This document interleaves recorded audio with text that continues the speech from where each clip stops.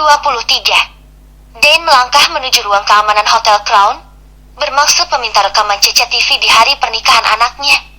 Dane berselisih langkah dengan seseorang yang mengenakan topi dan pakaian serba hitam dan juga mengenakan masker. Dane tak tahu jika orang tersebut telah lebih dulu beraksi dengan petugas keamanan hotel. Di ruangan keamanan, Dane dan Yanuar meminta petugas menampilkan rekaman CCTV pada hari pernikahan Sean dan Sharon. Nyonya, kami mohon maaf karena pada hari itu CCTV yang berada di lantai 1 sedang ada maintenance dan baru bisa digunakan kembali sore hari. Salah satu petugas keamanan memberi penjelasan. Dane hanya bisa pasrah. Kemana lagi dia harus bertanya? Andai saja Dane melihat Lani di ballroom hotel, dia tidak perlu jauh-jauh menanyakan rekaman CCTV. Dia hanya perlu memeriksa daftar tamu undangan yang khas saat itu atau bisa langsung menanyakan pada Sharon dan Sean. Tamu siapa gadis bergaun merah merun tersebut? Yanuar harus menopang bahu Dane saat kembali menuju mobil. Yanuar, anakku. Kemarin anakku ada di hotel ini. Lirik suara Dane saat Yanuar melajukan mobil keluar dari hotel. Iya, memang Nona Sharon ada di hotel ini. Menikah dengan Tuan Muda Sean Dharmawangsa, Nyonya. Yanuar menyahut sopan. Dane hanya memegang dada, menggeleng tipis dan bersandar lemas. Anakku hanya Sharon dan Katrina yang sudah tiada. Tapi kenapa ada gadis lain yang memiliki liontin itu? Itu adalah liontin khusus yang designya hanya aku yang punya. Kenapa bisa gadis itu memiliki liontin yang sama persis? Apa dia hanya kebetulan menemukan liontinku yang hilang? Batin Dane pasrah. Kita pulang, Nyonya, tanya Yanuar. Pulang saja, kepalaku pusing, kakiku lemas, sahut Dane lemah. Yanuar mengangguk sopan meski heran dengan apa yang dicari Dane di pihak keamanan hotel. Setibanya di rumah, Dane berjalan gontai masuk kamar. Langkah Dane tak luput dari pengintaian Omah. Sepertinya Nyonya tidak mendapatkan apa yang dia cari. Baguslah. Ponsel Omah bergetar. Dia gegas menerima panggilan telepon di kamarnya. Kenapa kamu mencari rekaman perawat Tuan Sean? Tanya Yanto di seberang telepon. Maksudmu? Omah balik bertanya. Kamu memintaku agar Nyonya Dane jangan sampai menemukan rekaman CCTV gadis yang mengenakan dress merah merun di pernikahan Tuan Sean dan Nona Sharon. Gadis itu perawatnya Tuan Sean, jawab Yanto. Apa? Omah terbelalak tak percaya. Kau yakin? Omah panik. Yakin? Memang gadis itu bernama Lanita, perawat Tuan Sean. Kenapa dengannya? Tanya Yanto penasaran. Memangnya kamu tidak melihat dia mengenakan kalung apa? Ucap Omah. Aku tidak memperhatikan. Lagi pula aku tidak ikut ke acara pernikahan. Tapi aku tahu Lanita memakai gaun merah merun. Di kamera CCTV juga memang dia. Tapi aku tak memperhatikan aksesoris yang dia kenakan. Jelas Yanto. Ya sudah. Lain kali lebih teliti kalau memperhatikan orang atau sesuatu, ucap Omah. Ya, baiklah, sahut Yanto. Setelah panggilan telepon diakhiri, Omah mandir-mandir di kamarnya. Siapa gadis itu? Kenapa kalung itu harus ada padanya? Bukankah di box bayi dulu tidak ada kalung itu? Padahal Nyonya Dane sudah menganggap kalung itu ada yang mencurinya karena keteledorannya sendiri. Dan bukankah bayinya sudah meninggal? Nona Katrina sudah meninggal saat dilahirkan. Tapi siapa gadis itu? Omah bergumam tiada henti. Pikirannya kacau karena Dane sudah pasti tidak akan tinggal diam. Omah menelepon Yanto kembali. Yanto, apa kau bisa selidiki latar belakang perawat Tuan Sean? Omah, apalah nih bayi itu? Tak mungkin. Nona Katrina sudah meninggal. Aku melihatnya sendiri. Omah merasa yakin dengan ucapannya. Halah, pusing aku. Kalung itu ada yang mencuri pasti. Jadi gadis itu bukan anak Nyonya Dane. Sudahlah, aku di sini hanya memastikan Sharon hidup nyaman dan bahagia. Oke. Tapi, sudahlah. Bertahun-tahun Nyonya Dane dan Sharon mengunjungi makam Nona Katrina. Maka ya sudah, anak itu sudah meninggal dan kalung itu dicuri seseorang. Selesai. Yanti memotong cepat ucapan Omah. Panggilan telepon diputus secara sepihak. Omah menyugar rambutnya karena gundah. Aku harus menemukan suster itu. Benarkah anak yang dia berikan padaku yang sudah meninggal itu adalah anak Nyonya Dane? Tapi mencari kemana? Rumah sakit tempat Nyonya Dane melahirkan sudah berubah menjadi gedung apartemen. Omah terus saja mengoceh pelan dengan kalut. Tring. Berdoa saja kalau memang benar kalung itu dicuri. Pesan dari Yanto. Di kamarnya Lani melepas kalung dan meletakkannya di kotak perhiasan baru. Toh dipikir tidak kemana-mana. Hanya berada di rumah, Sean Jetty dia pikir tak usah memakai perhiasan yang mencolok. Kemarin kalung itu dipakai karena menghadiri acara besar. Namun Lani penasaran dengan bentuk patahannya yang seperti mozaik batu emas permata dan banyak warna. Unik sekali liontin ini. Pasti mahal. Semahal gelang dari Tuan Sean. Gumam Lani seraya melirik gelang yang dia kenakan. Lani ingat, jam tangan yang dia kenakan memakai alat pelacak. Akhirnya Lani memutuskan menyimpan gelang dari Sean. Karena memang gelang itu terlalu mencolok.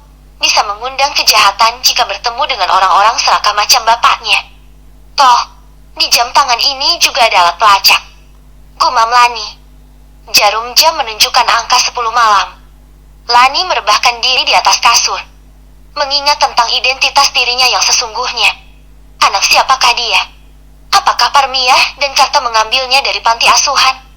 Atau mungkin ada yang meletakkan dirinya saat masih bayi di depan pintu rumah? Atau Parmiah dan Karta mengadopsinya? Lani ingin sekali bertanya pada Parmiah, tapi dia tidak tega. Parmiah sangat menyayanginya sejak kecil. Sejak Parmiah masih sehat dan menjadi seorang suster di sebuah rumah sakit. Setiap pulang kerja, Parmiah selalu membawakannya kue-kue enak. Lani sering merasa kasihan pada Parmiah karena Karta sering meminta uang gajinya untuk berjudi. Berkali-kali Parmiah minta berpisah, tapi Karta enggan menolaknya. Parmiah tetap bekerja dengan tekun untuk menyekolahkan Lani. Dia berharap Lani menjadi seorang pekerja kantoran dengan gaji besar. Lani ingat, Parmiah menginginkan dirinya bekerja di perusahaan besar Pro Group. Entah kenapa Parmiah bersikuku Lani harus melamar ke perusahaan itu. Lani pernah memasukkan lamaran ke perusahaan tersebut, tapi bersamaan dengan itu, dia ditawari gaji yang jauh lebih besar untuk mengurus Sean. Maka Lani mengabaikan panggilan dari Pro Group.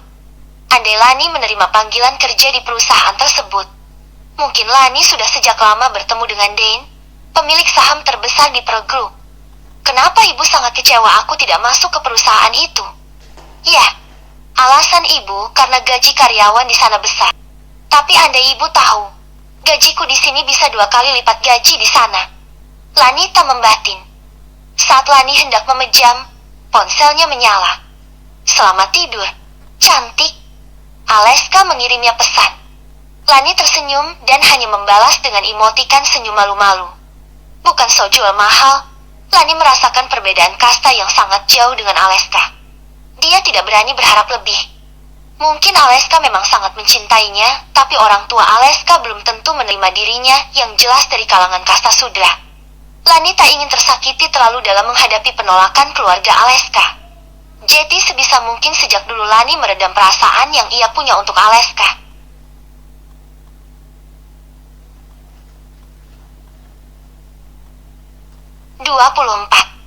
Baru saja 5 hari atasan kita masuk kerja, malah udah merah. Haduh, dengan anak manja Pro Group pula. Kudengar dia masih kuliah, tapi nggak tamat atau nggak diterusin gitu. Cantik, sih. Tapi aku yakin pernikahan mereka hanya pernikahan bisnis semata. Ayo, siapa yang berani bertaruh? Kalau sudah menikah, apa mungkin asisten pribadinya itu bakal terus mengekor? Aku yakin, istrinya akan cemburu. Siapa namanya? Lanita. Sederhana, sih. Tapi harus kuakui dia cantik dan menarik. Sedikit saja didandani, kalah saing itu si mempelai wanita. Kalian ngapain repot-repot ngurusin Tuan Sean? Di kantor ini, beliau hanya akan datang sesekali. Ini cuma kantor cabang. Tuan Sean tentu saja akan mengelola perusahaan ayahnya. Karyawati di ruangan kantor cabang milik Sean Ryu menggosipkan pernikahan Sean.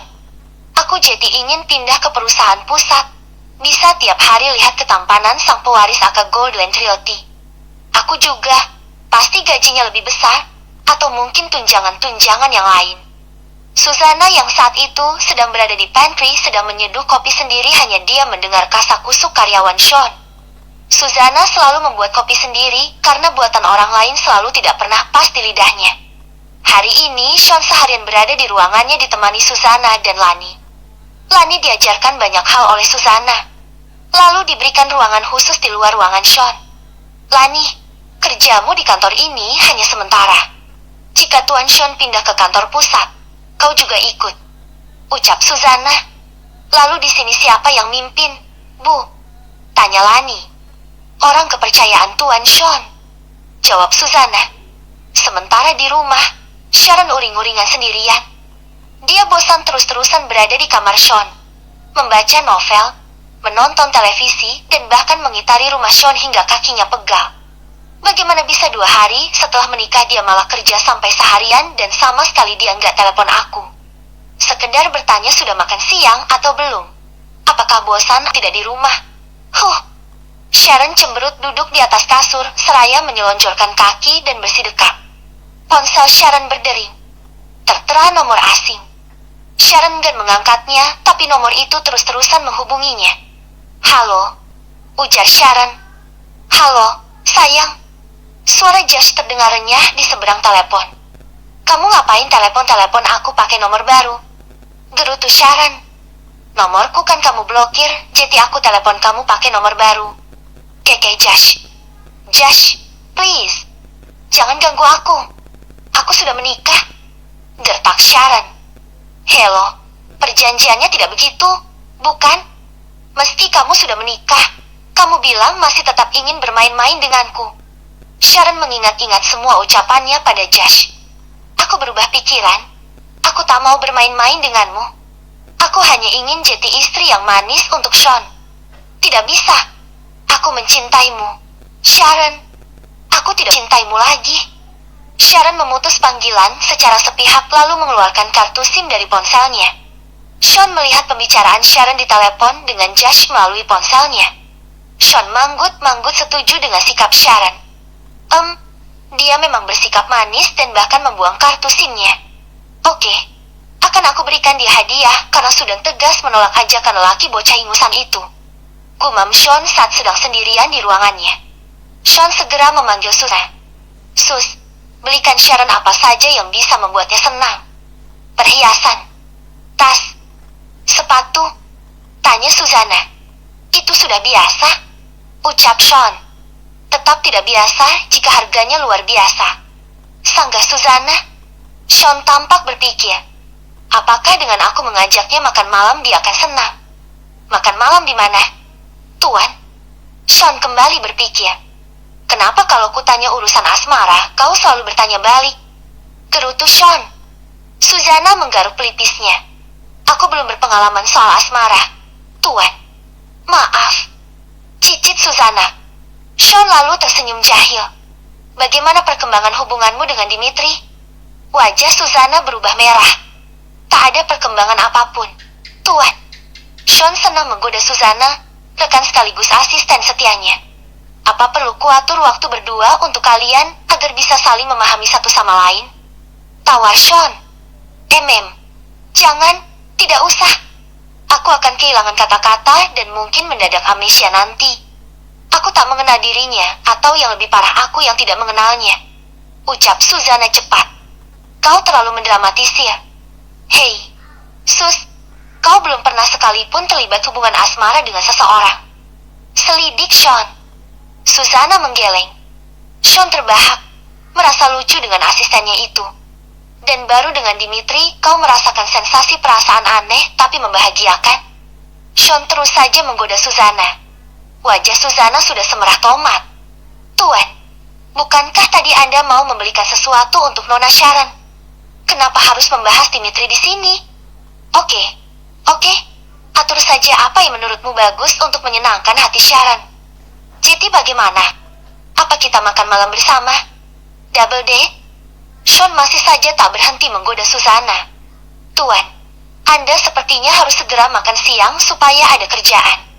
Saya permisi dulu, mau mengajari Lani. Susanna lekas keluar dari ruangan Sean dengan kiku. Sean masih terbahak melihat Susanna yang semakin salah tingkah. Kalau Susanna dan Dimitri saling suka, aku akan mengatur waktu agar mereka bisa berduaan. Harus ada yang memulai karena sepertinya tidak ada yang berani memulai. Keke Sean. Di mobil saat perjalanan pulang ke rumah, Susanna yang duduk bersama Sean di kursi belakang memberikan 4 paper bag pada Sean. "Ini apa?" tanya Sean. "Tas, sepatu, gaun, dan 1 set perhiasan untuk nanti makan malam bersama Nona Sharon," jawab Susanna. "Lengkap sekali," sahut Sean hanya manggut-manggut saja, lalu dia melirik Lani sekilas yang duduk di kursi depan bersama Johari. "Lani, kamu lelah bekerja seharian di kantor?" tanya Sean. "Tidak, Tuan. Saya senang karena mendapat banyak ilmu baru di kantor," jawab Lani seraya mengangguk sopan. "Oke, Kate." Saat tiba di rumah, Lani memapa Sean hingga masuk kamar. Jika biasanya dia selalu membantu melepas pakaian yang dikenakan Sean lalu menuntunnya ke kamar mandi, kali ini Lani hanya cukup menggantar Sean ke kamar saja. Dia enggan membuat Sharon cemburu. "Nona, ini hadiah dari Tuan untuk nanti makan malam." Lani memberikan 4 paper bag pada Sharon yang semeringah melihat Sean pulang. "Permisi, Tuan," imbuh Lani pada Sean. "Hei, kamu mau kemana?" "Aku harus melepas baju dan mandi," hardik Sean. Lani menoleh pada Sharon. Sharon menghela napas. "Ya sudah, urus suamiku dengan baik. Aku mau mencoba semua ini." Sharon seketika lupa dengan Sean yang seharusnya perlu bantuannya ke kamar mandi. Dia malah asyik mencoba semua yang Sean belikan untuknya. Saat Lani sudah memapa Sean ke kamar mandi dan menyiapkan bathrobe, dia keluar dan pamit pada Sharon. "Nona, aku permisi." "Ya," jawab Sharon singkat sambil mematut-matut dirinya di depan cermin. Wajahnya sungguh tampak bahagia. Tak lama Sean keluar dari kamar mandi. Sharon gegas membantu Sean. "Sayang, tadinya aku seharian ini sangat-sangat bad mood karena rindu. Kenapa tak bisa dihubungi?" tanya Sean. Lalu Sharon menceritakan kenapa saat Josh meneleponnya dengan nomor baru. "Lalu di mana kartu SIM lamamu?" tanya Sean. "Tuh, kubuang ke tempat sampah. Aku mau suruh Yanto beli kartu perdana baru. Buka laci mejaku yang paling bawah," titah Sean. Sharon segera membuka laci meja tempat Sean makan. "Wah, banyak sekali kartu perdana," seru Sharon. "Ambillah salah satu dan ganti nomor teleponmu," titah Sean. "Oke, tentu saja." Sharon senang karena dia akan terbebas dari teror cinta Josh. "Semoga saja kamu konsisten menghindari bocah ingusan itu, Sharon. Karena kalau hanya sekedar pura-pura atau menghindar sementara, aku tak akan segan-segan menceraikanmu." 25. Sharon senang karena hari ini rasa kesal dan bosannya terobati oleh semua pemberian Sean dan juga malam yang romantis. Sean juga memperlakukan Sharon dengan baik dan ramah. Ramah dengan mesra tentu beda. Ya, Sharon terus saja mengagumi 1 set red diamond pemberian Sean. "Sayang, kok kamu tahu aku suka merah?" Sharon merentangkan jari jemarinya memamerkan betapa jemarinya yang lentik semakin tampak cantik dihias cincin berlian. "Kamu tahu apa warna kesukaanku?" tanya Sean. Sharon terperangah. Dia tidak tahu warna kesukaan Sean. Tapi Sharon segera memasang wajah biasa saja. "Apa warna kesukaanmu, sayang?" tanya Sharon. "Aku bahkan tahu warna kesukaanmu tanpa harus bertanya padamu." Sean menyuap roti bakar kering dengan tangannya. "Lani, kau tahu warna kesukaanku?" tanya Sean pada Lani yang berdiri di belakang Sean. Lani dan 1 asisten rumah tangga memang berdiri di belakang Sean untuk memudahkan mengganti menu makan malam. "Ungu muda." Lani ingat ada beberapa piyama Sean berwarna ungu muda. Sean tersenyum. "Kau tahu rupanya." Sharon terbelalak. "Kamu suka warna ungu muda?" "Ya." "What?" "Lelaki itu biasanya suka warna abu-abu, coklat atau hitam," ucap Sharon. "Sudah mainstream. Aku lebih suka warna ungu muda," ucap Sean. Sharon melirik Lani dengan kesal. Lani cepat menunduk tak berani menatap wajah Sharon. Acara makan malam kembali ceria karena Sean tak mau menghancurkan kesenangan Sharon. Pernikahan ini harus membuat Dane tenang. Maka tugas Sean adalah menenangkan Sharon. Tapi bagaimana dengan bulan madu? Kalau Sean tidak akan menyentuh Sharon saat bulan madu, Sharon tidak akan tenang. "Sayang, sebelum nikah kita akan berbulan madu, bukan?" tanya Sharon. Aku mau ke Swiss," pinta Sharon. Oke, tapi tidak dalam waktu dekat ini. Ya, aku benar-benar tak bisa meninggalkan pekerjaanku. Baru ku mulai. Harusnya juga pernikahan kita masih 2 bulan lagi. Ini dimajukan karena papa harus ke Colorado. Ucap Sean. Berapa lama kamu menyelesaikan pekerjaanmu? Tanya Sharon. 1 atau 2 mungkin. Jawab Sean seraya menyeruput minumannya. Lamanya. Sesal Sharon. Karena schedule bebasku memang sesuai dengan tanggal awal pernikahan kita. Pernikahan bisa dimajukan tapi pekerjaanku tak bisa diundur. Bersabarlah. Ucap Sean pelan. Baiklah. Sharon menghela napas pasrah. Terima kasih, kamu manis sekali membelikanku sesuatu dan mengajakku makan malam yang romantis. Meski bukan dinner di hotel berbintang, tapi aku senang. Di mana saja asal bersamamu, aku senang. Sharon tersenyum cantik. Sean pun memberikan senyum ramahnya dan diam-diam melirik Lani yang berjalan masuk rumah bersama asisten satunya. Dinner Sean dan Sharon sudah selesai. Kedua pegawai Sean itu mati jika pasangan pengantin muda tersebut perlu waktu romantis hanya berdua saja. Ruang kerja Sean. Sus, menurutmu apa Sharon tahu ada kamera CCTV di setiap sudut rumah ini? Tanya Sean. Aku rasa tidak. Hanya kita berdua yang tahu dan petugas yang memasang CCTV dan Tuan Aji Saka. Ayah tak akan membocorkan tentang CCTV pada Sharon, kan? Susana menggeleng. Aku rasa tidak akan pernah. Mari kita tes besok. Aku akan mengajak Sharon ke sebuah tempat lalu aku tinggal hingga sore hari dan ku jemput setelah pulang kerja. Sewa orang yang tidak dikenal Sharon untuk memata-matainya. Susana mengerutkan kening. Untuk alasan apa tes ini, Tuan? Hanya mengetes kejujuran dan kesetiaan Sharon padaku. Sahut Sean. Oh, baiklah. Besok aku akan mengajak Sharon makan siang. Kau jemput dia jam 11. Oke. Titah Sean. Baik, Tuan. Kamar Sean. Sharon mengganti gaun malamnya lalu mencuci wajah di wastafel. Beranjak ke cermin rias dan membubuhkan krim malam. Rutinitas wajibnya tiap malam. Sharon naik ke tempat tidur. Dia melirik Sean yang tertidur telentang dan terpejam. Sharon memainkan jemarinya di dada Sean. Tapi Sean diam saja. Sharon meniup telinga Sean, memeluknya serta mengendus halus tengkuk Sean. Tapi yang digoda tetap anteng tidur dengan nyenyak. Sharon kembali merasa kesal. Sejak malam pertama hingga malam ini, Sean sama sekali belum menyentuhnya bahkan untuk sekedar menciumnya pun tidak. Karena kesal, Sharon mematikan lampu meja lalu tidur membelakangi Sean. Siang hari keesokan harinya. Sebetulnya Sharon masih kesal karena setelah makan malam, Sean langsung tertidur pulas dan tak bisa dirayu olehnya. Namun siang ini perasaan Sharon kembali senang karena Susana secara khusus menjemputnya atas perintah Sean untuk makan siang bersama. Susana mengajak Sharon ke restoran yang bernuansa alam. Sudah ada Sean di sana. Sharon senang bukan main lalu merentangkan tangan memeluk Sean. Sean membalas dengan baik.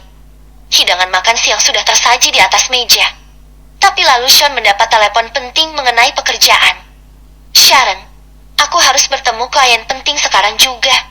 Tempatnya tidak jauh dari sini. Mungkin hanya perlu setengah jam saja. Dia harus kembali ke Swedia 2 jam lagi. Sean berkata dengan mimik menyesal. Sharon awalnya kesal, tapi Sean berjanji hanya setengah jam saja. Akhirnya Sharon mengangguk pasrah. Makanlah dulu, nanti aku menyusul. Ujar Sean. Ya, aku menunggu saja. Tapi kalau lebih dari setengah jam, aku makan duluan. Sahut Sharon. Oke, terima kasih. Ya. Sean pergi dipapah oleh Susana. Tinggallah Sharon yang sedikit cemberut memandangi hidangan di atas meja. 15 menit berlalu. 20 menit, 30 menit hingga 45 menit Sena belum juga muncul. Ponselnya tidak aktif. Namun tak berselang lama, Sean meneleponnya.